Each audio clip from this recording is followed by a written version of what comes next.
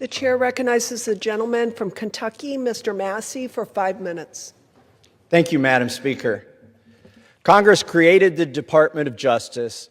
Congress funds the Department of Justice, and Congress is responsible for the oversight of the Department of Justice. When will we see justice? I'll tell you what I've not seen. I've not seen any arrests from the revelations in the Epstein files, over 3 million documents describing horrible things, describing unspeakable things, so much of it redacted. Over 24 people have resigned, CEOs, members of government worldwide, but I haven't seen any arrests or investigations here in the United States from this Department of Justice. Prince Andrew, Duke of York, who has since been stripped of his royal titles due to his affiliation with Jeffrey Epstein, has been arrested.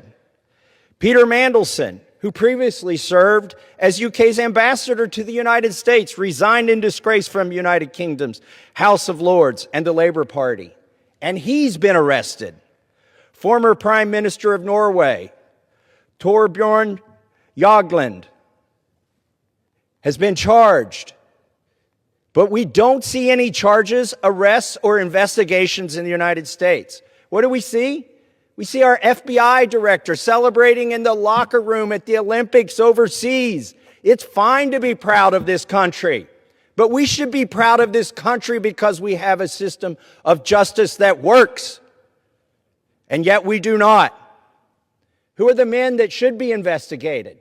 I'll name them right here. Leon Black. You don't even have to see past the redactions to see that this man needs to be investigated.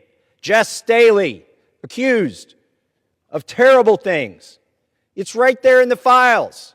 Why is he not being investigated? And Leslie Wexner.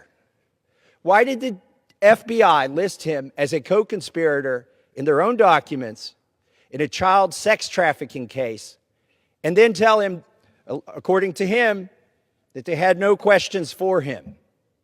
Why is that? Well, the Epstein Files Transparency Act requires the DOJ and the FBI to disclose to us their internal memos and emails about how they made those decisions, whether to prosecute or not prosecute. Yet they have not delivered those memos. And we still don't have the memos and documents and emails from 2008 to explain why Jeffrey Epstein was given such a light sentence in what would have been an open and shut case of child sex trafficking, which allowed him to go back and recommit these terrible crimes, create hundreds of more victims, and ensnare so many other people in his conspiracy. Where are those documents that describe those decisions? We need justice. We want the Department of Justice to get to work, and that's what they need to do now.